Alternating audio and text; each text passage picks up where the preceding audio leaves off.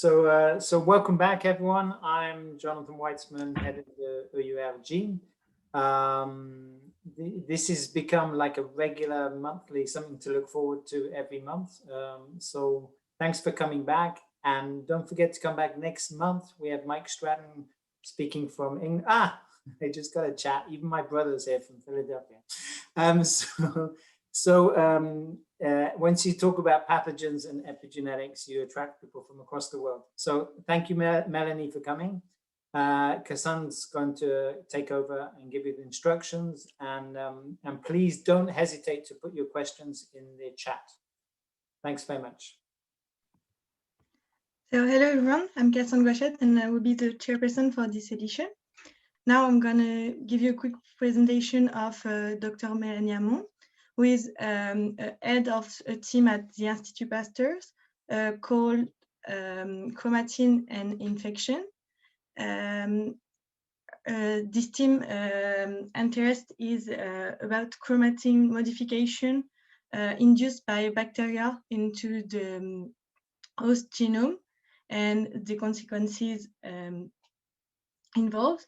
And for that, she used two bacterial models, Listeria monocytogenes and Streptococcus pneumoniae. So now I will let Dr. Hamon tell you more about her work through this presentation. All right. Okay, I hope everyone can see my screen. Yeah, great. Okay, great.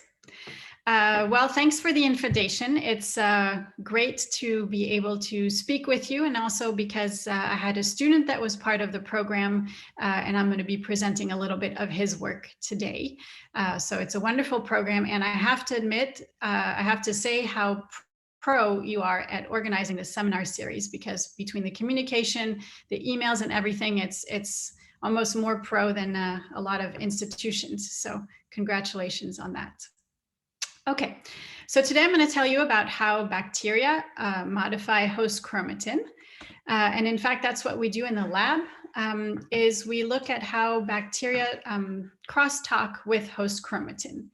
And so we're interested in both the bacterial factors that are important for this crosstalk here and the host factors, because many of these bacterial factors don't act directly, but they act through host factors. So we study this interaction and the impact both for the host and for the bacteria. So just to make sure that we're all on the same page, I know you guys are all in the chromatin field, but I just want to make sure if there are people that are not, that we have a common understanding. So chromatin is a highly architectured structure, which is important for packing DNA into the nucleus. It's composed of proteins, mainly histones, that are associated with DNA, and DNA is wrapped around a octamer of histones, and the basic unit is called the nucleosome, which is shown here. And important for this structure are these N-terminal tails of histones, which stick out of the structure, contact DNA, and organize the DNA. The nucleosome organizes DNA, and it avoids this kind of tangled mess that you have here. Okay, so you all know that post-translational modification of histone tails, so these structures that stick out, regulate transcriptional activity, and specific modifications are associated with an open chromatin structure termed euchromatin. And in this region, transcription factors are able to access DNA, and genes in this region are usually active. On the contrary, certain modifications are associated with a repressive chromatin state, and genes in this region are usually repressed. So also, you know that there are specific enzymes that add these modifications. These are called writers. Those that remove the modifications are erasers. They're very specific for the particular residue that they modify. And then the post-translational modification of histone tails act as a binding platform onto which readers will come and bind and regulate the whole transcriptional process.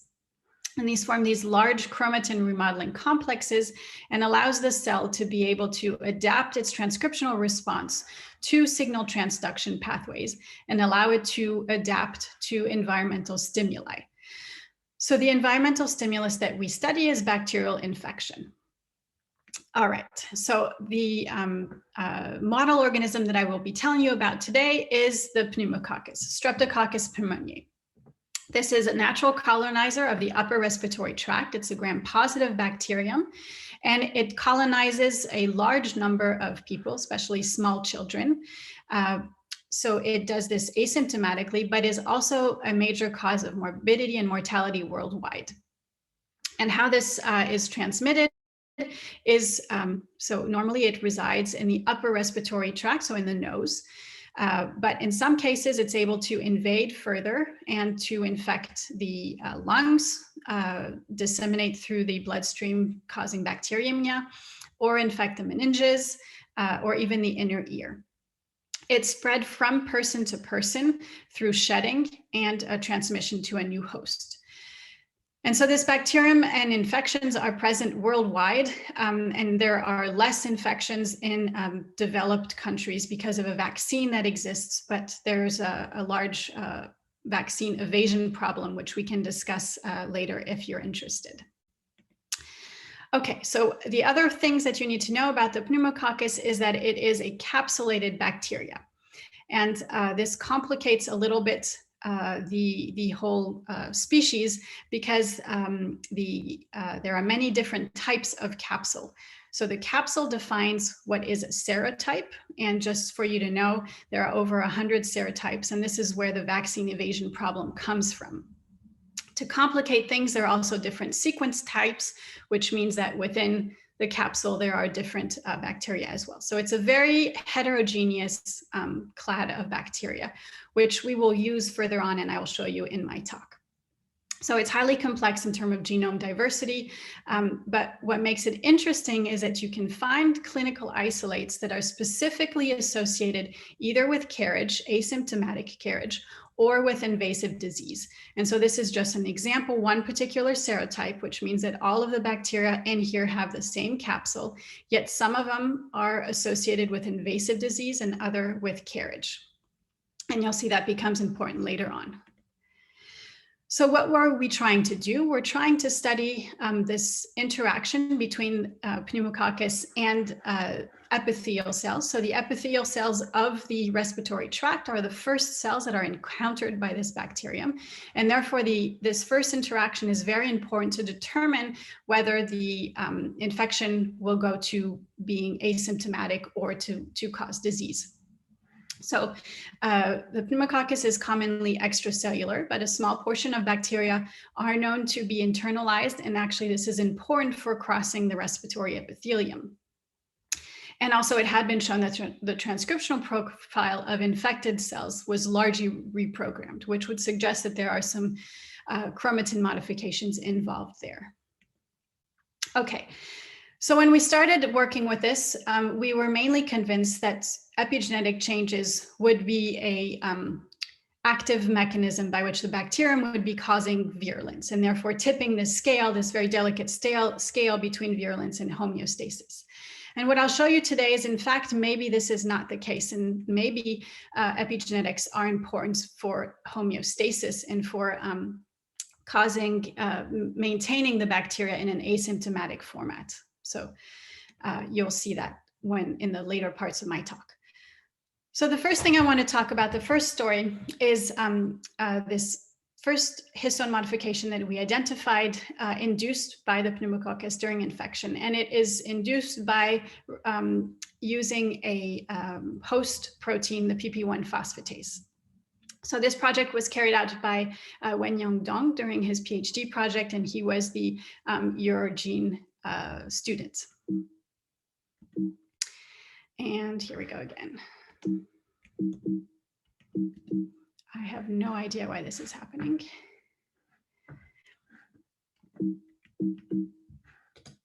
Okay, we'll just click. All right, so the start of the project was that we knew that there were this class of toxins that are called pore-forming toxins, cholesterol-dependent cytolysins, that induced a dramatic dephosphorylation of histone H3. So this I had shown previously during my postdoc. And I had shown that all of these toxins in this family induced the same mechanism of pore formation at the membrane of epithelial cells, inducing an efflux of potassium. And this was important for inducing a drastic dephosphorylation of histone H3, which was associated with transcriptional repression of certain inflammatory genes. So one of these toxins, the PLY toxin, is actually produced by Streptococcus pneumoniae, and therefore we had the suspicion that infection with pneumococcus could induce this similar modification. But we had never tested it, so we went and we tested to see whether infection with pneumococcus could induce dephosphorylation and what was the mechanism, because that was unknown. So to do this, we took A549 epithelial cells, which are lung epithelial cells, and we just infected them with our pneumococcus. We tried different strains, as I said, because it's very heterogeneous, to see if this was specific to one or shared by many.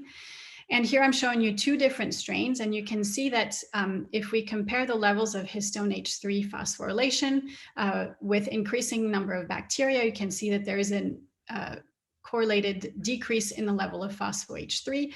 And this seems to be specific, at least in large part, to this modification, because other phosphorylation events are not as drastically decreased. And this is just quantified here, as you can see, in the MOI-dependent manner.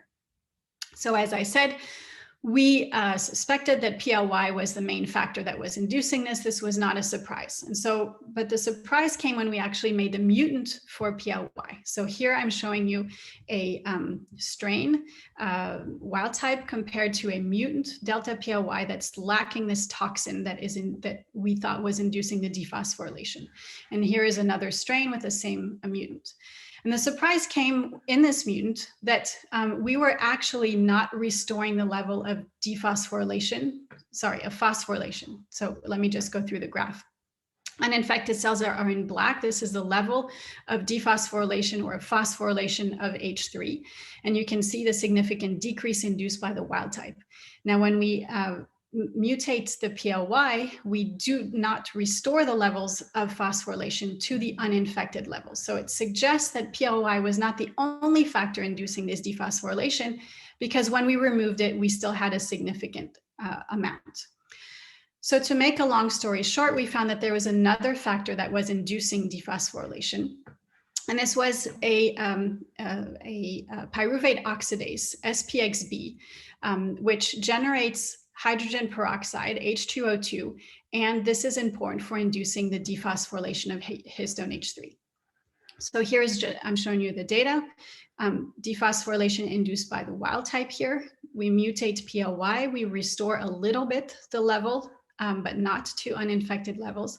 However, now when we do the double mutant and we knock out PLY and SPXB, we now no longer have any dephosphorylation, suggesting that these are the two main factors that are inducing it. And if you take these out, you no longer have dephosphorylation. Okay, and we can restore the dephosphorylation if we complement our bacterium with a wild type SPXB, but not with a mutant, suggesting that we really need this catalytic activity of SPXB and its producing of H2O2 to get the dephosphorylation of histone H3. So what I showed you was in vitro, but we can also see this in vivo. And what we did is we infect mice intranasally, and then we can take out the lung, separate the different cell types. And if we look specifically in epithelial cells, we see a shift in the intensity of the H3S10 marking. So in red are our wild type bacteria compared to cells that are, mice that are infected with PBS. And you can see that there's this consistent shift, which is a decrease of histone H3 phosphorylation, just like what we were seeing in vitro. And in fact, if we do the double mutant, we now restore it fully to the PBS levels. So we can really mimic what we see in vitro, in vivo. And here in the blue line, you can see that we are now back to the PBS levels. Okay, so what we what I've shown is that Streptococcus pneumoniae, through these two factors, SPXB, which generates H2O2, and through secretion of PLY, is able to induce a dephosphorylation of histone H3. But at that point, we didn't know what were the host factors that were involved, and we wanted to know.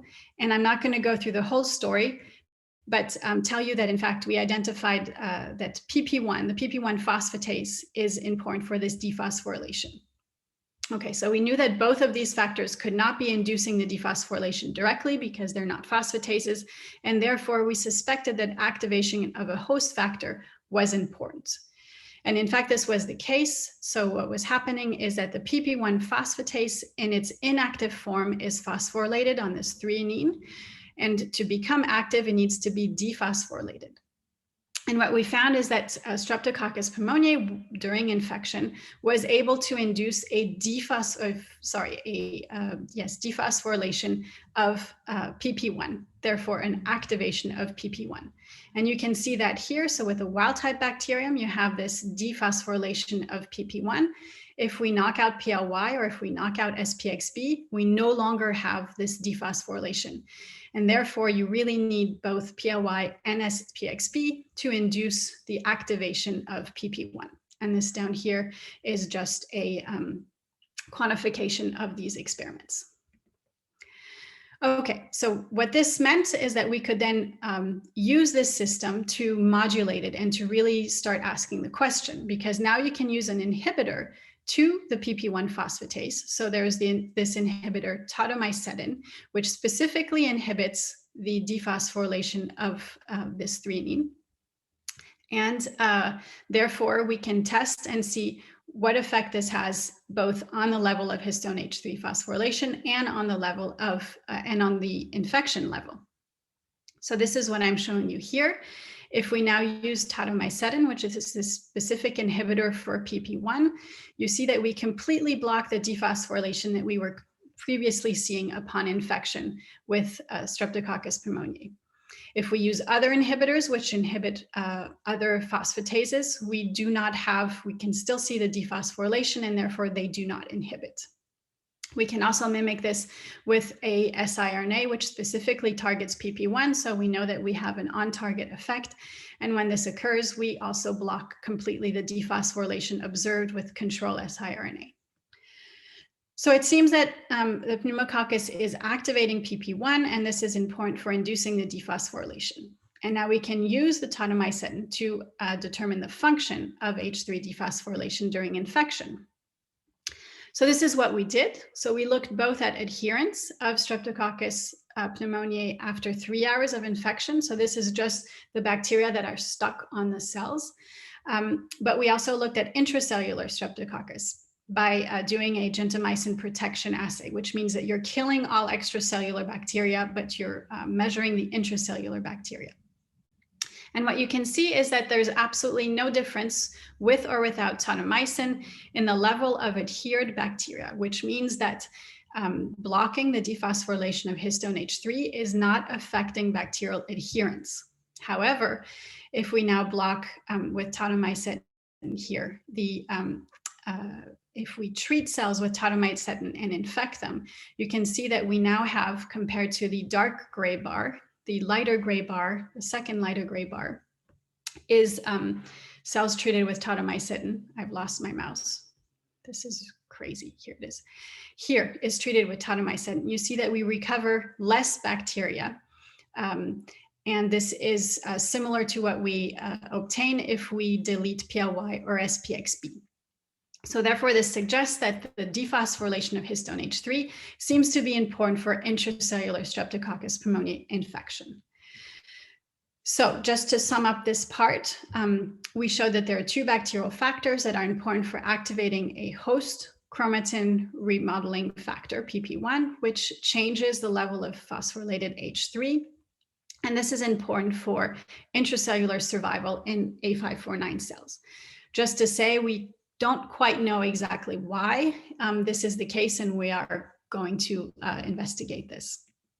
But basically, this is why we were thinking that histone H3 dephosphorylation was important for virulence and was tipping the balance in this direction, because you needed this modification to get a prolific intracellular infection. But we had observations that would suggest that this was not the case. So for instance, if we compared all of the serotypes that we had at hand, and these included both invasive and colonizing serotypes, and this is what's shown here in this graph, we saw that every single strain of Streptococcus pneumoniae was inducing this significant dephosphorylation. So it wasn't only restricted to the invasive serotypes, it was also shared by the colonizing serotypes. So this really made us question whether this was tipping the balance in the virulence direction. And so we then asked a question, and we thought, well, maybe can we identify histone modifications that are specific to different Streptococcus pneumoniae serotypes? Can we identify modifications that are correlated more with a colonizer or more with a virulent strain to see if we can answer this question? And so this is what we did, and this is the second story I will tell you about. And here we are comparing, so a commensal-like host interaction. So this is a asymptomatic carriage serotype strain, which I will call 6B in the rest of my talk. And we compared it to a pathogenic host, a pathogenic strain, Tiger 4, which is the laboratory strain. And of course, we were looking at A549 cells and host response and histone modifications. Okay. So this is the story that was led by Michael Connor, a postdoctoral fellow in the laboratory, and that was just recently published. So if you want the details, you can go look at that. Okay, so we started with this very simple observation that was an in vivo infection. So this is intranasal infection, where we compared a Tiger 4 strain, as I was saying. This is the invasive virulent strain, and you can see that it kills mice very quickly. However, this other strain, 6B, which is your colonizer, didn't induce any death. In fact, we can use 10 times more bacteria here in red, and all of our mice survived. So there was a huge difference between these two in the phenotype. And therefore, we thought maybe these were the good serotypes to compare and see what the cellular responses were to both of these, and to tease apart whether there are specific histone modifications that are associated with one or the other. And so we first looked at the cellular response. So we did a simple transcriptome analysis comparing both our 6B colonizer and our Tiger 4 invasive. And we were surprised to find that the response was quite different. So this is a Pca plot, which places the populations of, analyzes all of the genes and says whether the populations are distinct or not. And what we found was that our Tiger 4 was distinct from our 6B strain. And more importantly, there was one particular group of genes that was of interest, and that was the NF-kappa B regulated genes. And what was surprising to us is that these NF-kappa B regulated genes seem to be more upregulated in our 6B, our colonizing serotype, than in our Tiger 4. So this was surprising to us, because we would imagine that our invasive serotype would be more prone to activating inflammatory pathways. So we focused on this, the NF-kappa B regulated genes, because we were particularly interested in what was going on. And specifically, there was one factor that we focused on, and that was a histone dimethylase. So this is KDM6B, and it came up in our screen, in our transcriptome. And what we found was that it was activated by the colonizing serotype, but not by the virulent invasive serotype. So this was particularly interesting to us, because obviously we want to see histone modifications. And the other part that was interesting about KDM6B is that it had been shown to be activated by inflammatory stimuli. There seemed to be a relationship between KDM6B and NF-kappa B. So we looked a little bit deeper to what was going on. Also, KDM6B is the first inducible enzyme that was shown to erase a histone mark controlling differentiation and cell identity. But not much is known about KDM6B. So what we did is, if KDM6B was actually a modifier, a chromatin modifier, then we would expect that it would be remodeling chromatin at the loci that are important during infection. So one of the loci that we looked at was this Il11 cytokine. This cytokine was of interest. We just picked amongst our list, and you'll see later that it is actually one of the most interesting ones. So this is the locus of the Il11. And in green here, you have the gene, and in these gray boxes, 1, 2, 3, 4 are NF-kappa B binding sites. And here are the numbers of those, which you can find here. So we did chromatin immunoprecipitation to see if P65 was binding to this site and if KDM6B was binding to the promoter of the IL-11 gene. And what you can see is if we compare uninfected cells to cells infected with 6B, here in blue, you can see that there is a recruitment of P65 NF-kappa B at all of these 3 sites, and that there's also a recruitment of KDM6B. Okay. Now, if we use an inhibitor to the activity of KDM6B, which is GSK-J4 here, we completely lose binding of NF-kappa B and of KDM6B.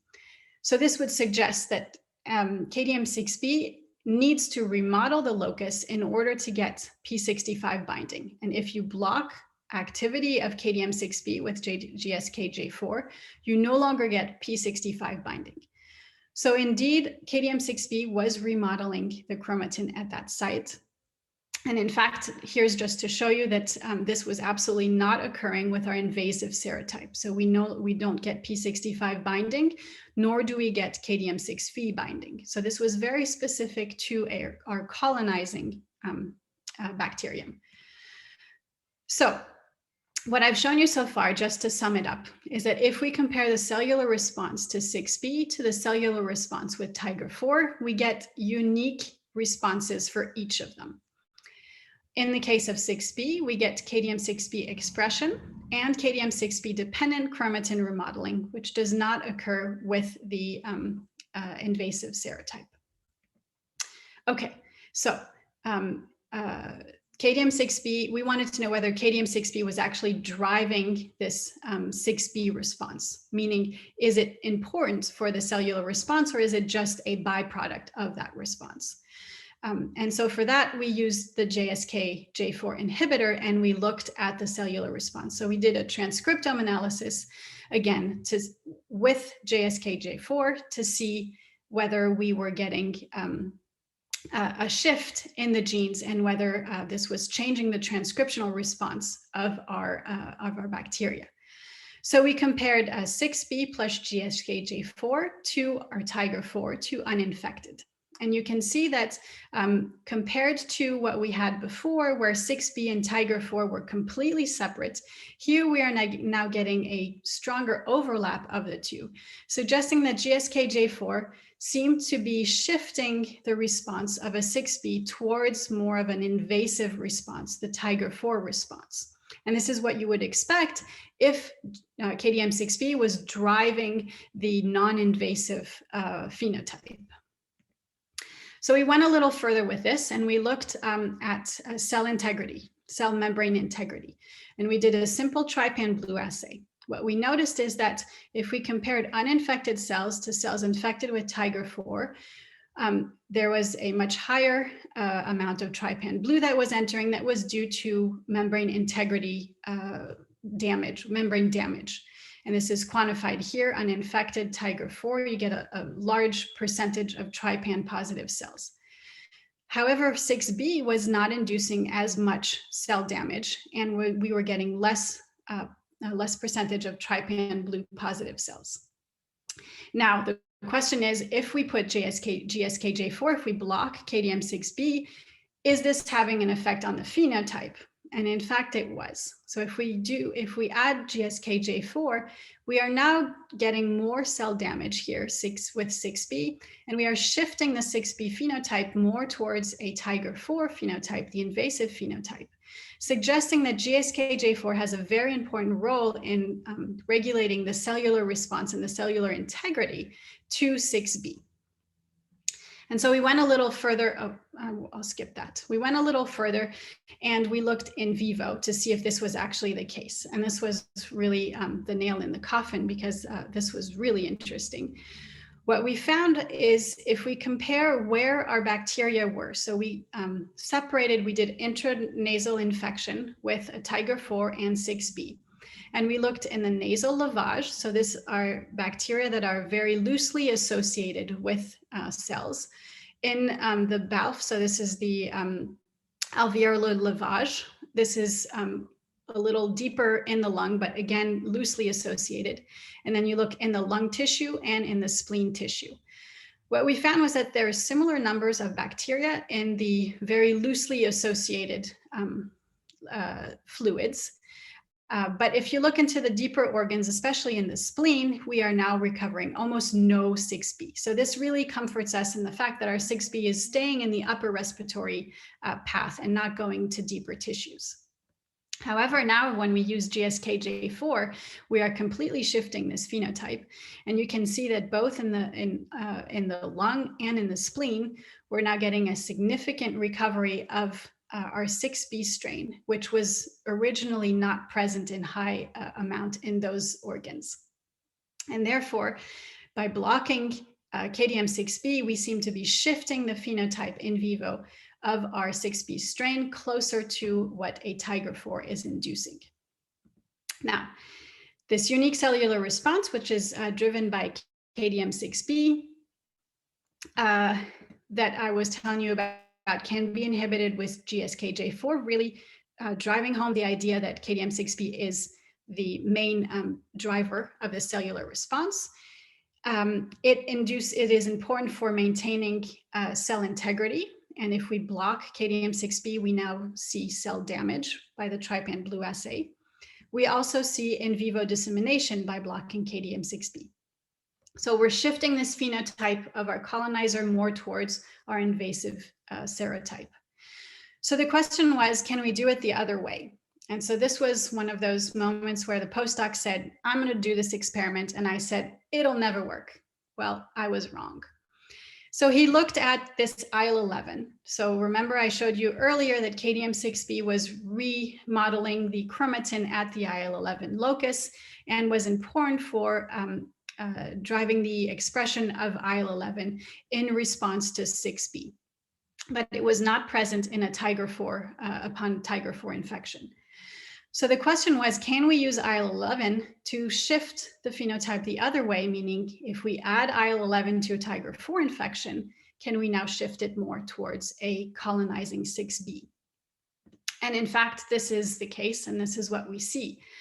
So by qPCR, if we look at the entire panel of the NF-kappa B regulated genes, we can see that we are now shifting Tiger 4 plus IL11 response closer to a 6b, and now we're getting this nice overlap of our genes, and also it's bringing it closer to the uninfected response. But we can also see this in our trypan blue assay. So here you're looking at uninfected, infected with Tiger 4, and infected with 6b, and in the absence and presence of IL11. So what I showed you earlier is that Tiger 4 induces more damage than 6b. But now if we add IL11 here in green, we now get a significant reduction in the cell membrane permeability that we were seeing before. And therefore, our cells are looking more like what's happening upon 6b. Interestingly, IL11 does nothing to 6b. It doesn't improve, therefore suggesting that really it's you can't add it. It's in the same pathway as what's happening with 6b. And in fact, in vivo, this is also the case. So now if we compare in gray, this is intranasal infection with a Tiger 4, and in green, intranasal infection of Tiger 4, supplemented with IL11, exogenous IL11. And what you can see is we get a significant reduction in the amount of bacteria that we recover both in the alveolar lavage, the lung, and the spleen. And in fact, we see a significant difference also in the body weight with the mice which have received IL-11 doing much better than those that were infected with simply Tiger 4. So in conclusion, KDM6B seems to be driving this unique cellular response, and the colonizing serotype is having an active role in maintaining a cellular response that avoids cellular damage and also avoids in vivo dissemination and keeps it in the upper respiratory tract. And the IL-11 seems to be able to reverse the phenotype in the other direction, suggesting that these are really key players in this pathway. So therefore, to conclude, I wanted to say that although in this case, we think that it might be important for a virulent infection, the dephosphorylation of histone H3 could also be important just for maintaining Streptococcus pneumoniae in these upper respiratory tract. And that in fact, this KDM6B, which drives this homeostatic response to a colonizing phenotype, is also important. And therefore, that's why I was saying at the beginning that although we were thinking epigenetic modifications were important for the virulent side, maybe in fact, what we're looking at is more the other way around, that epigenetics are driven by our bacteria to really maintain homeostasis and not cause a large virulent inflammatory response. So we're starting to rethink a little bit all of these pathways in this context.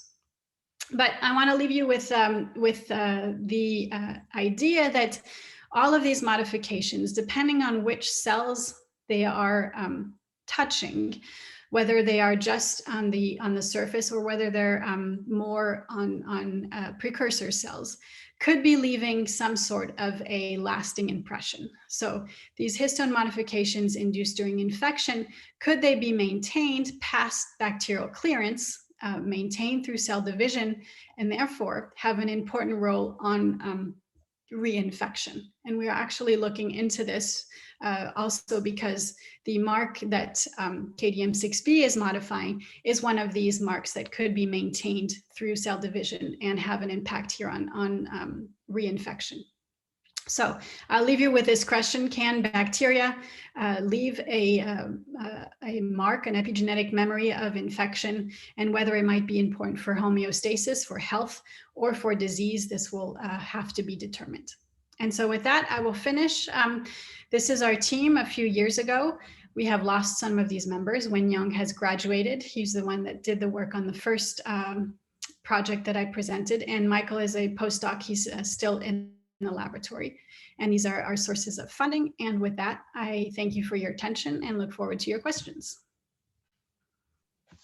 Thank you very much for this talk. It was really insightful and I really enjoyed it.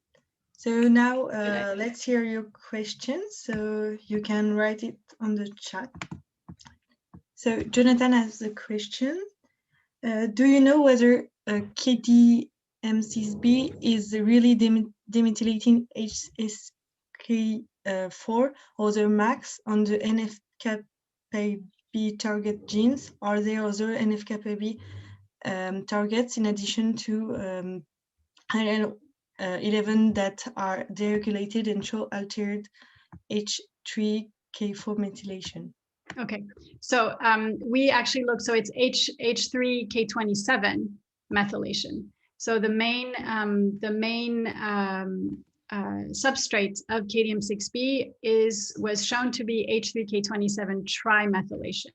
So we did chip on IL-11, and we did see that we saw that H3K27 trimethylation was not changing. However, there's another potential substrate, which is the dimethylation. And in fact, we do see that there is a decrease of the dimethylation. So in our case, we think that KDM6B is targeting dimethylation at K27. And I think Oh yes, are there other genes? For now, we have not looked in detail. We are in the process of setting up to do ChIP-seq to see all of the genes that are modified. Right. So now it's a question from Ivan. How did you identify PP1 as an important factor of pneumococcal infection? So it was by trial and error. We tried different inhibitors. So we had originally we had a screen of different inhibitors. And at first we chose inhibitors that were known to target phosphatases important in targeting H3S10 phosphorylation. And just by trial and error, we were able to figure out that it was PP1. All right. Now it's a question from Audrey Laurent. Do you think the pathway you discovered could apply to other bacteria that behaved similarly? Mm-hmm. I'm thinking of Neisseria meningitidis. Yeah. Or maybe it is interestingly linked to your bacteria because of coevolution with the infected cells. So yes, we don't know.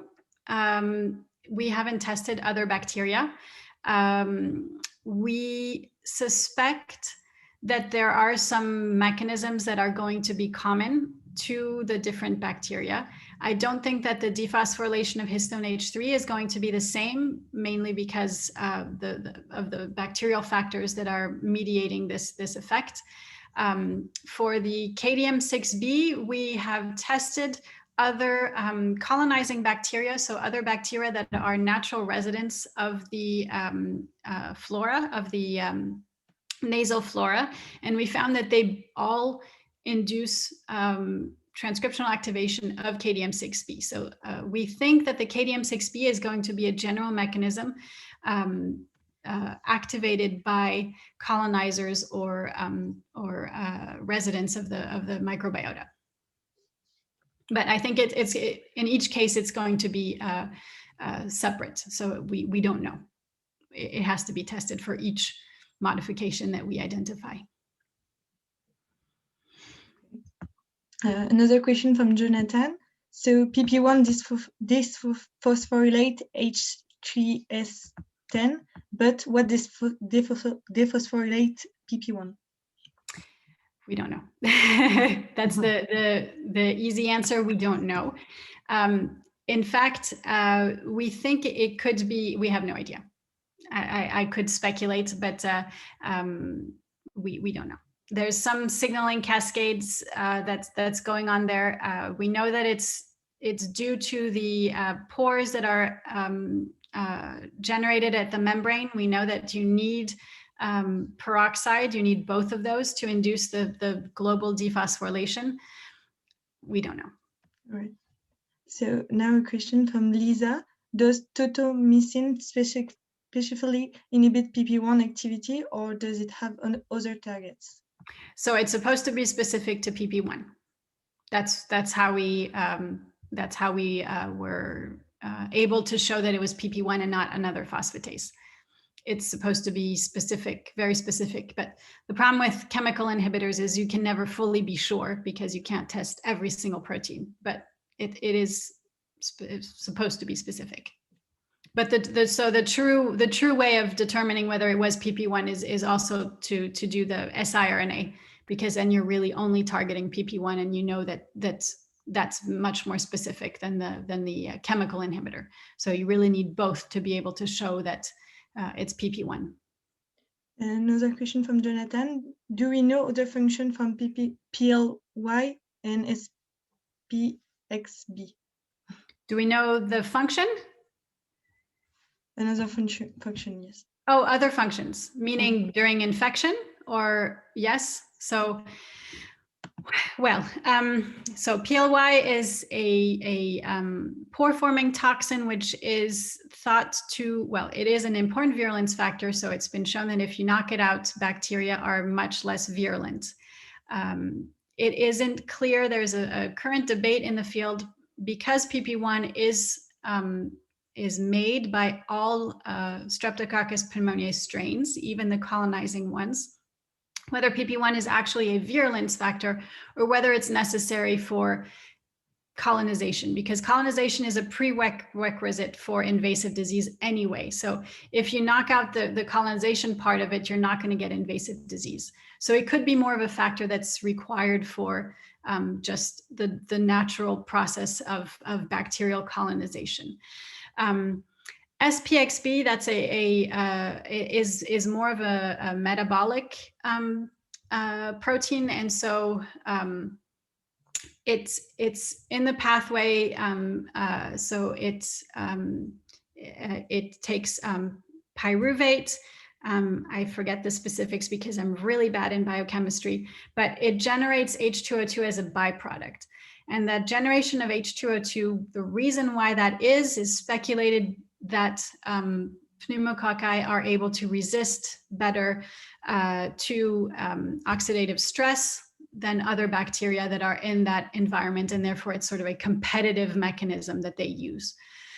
I don't know if that's, I'm not fully convinced by that, but that's the best answers that I have. But mainly the functions of those proteins have been looked at in the bacterial life cycle and not in their interaction with host cells.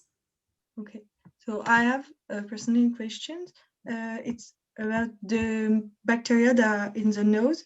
Do you think they could have also maybe a beneficial activity on the host? Absolutely, absolutely. So yes, they could very well have a beneficial activity. It could either be a direct beneficial activity, or it could be just by filling up the niche and avoiding pathogens to fill up that niche. So that's been shown, for instance, for the microbiota, that they are important to compete away the bad bacteria. I think pneumococci are not considered to be part of the microbiota because they're not present everywhere, and because they have this prominent disease phenotype. They're more considered pathobionts, is a term that's being used. So they're beneficial but have a propensity to cause disease. So that's the best that I can say. In the case of if you have co-infection, so what's known is that you often get a co-infection between pneumococci and influenza, so the flu and pneumococci. And in that case, it's not at all good. It's not protective, and it causes serious increase in disease phenotype. I think it is all for the questions. So thank you all for listening and participating to the conversation at the end.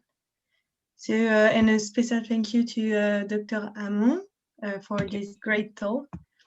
So if you enjoy this seminar, you are welcome to come at our next edition on the 6th of April. And we are really excited to have Professor Michael Staton from the Wellcome Sanger Institute, which is the head of the Cancer Genome Project. Thank you very much for having me. Merci Mélanie. Merci tout le monde. Bonne soirée.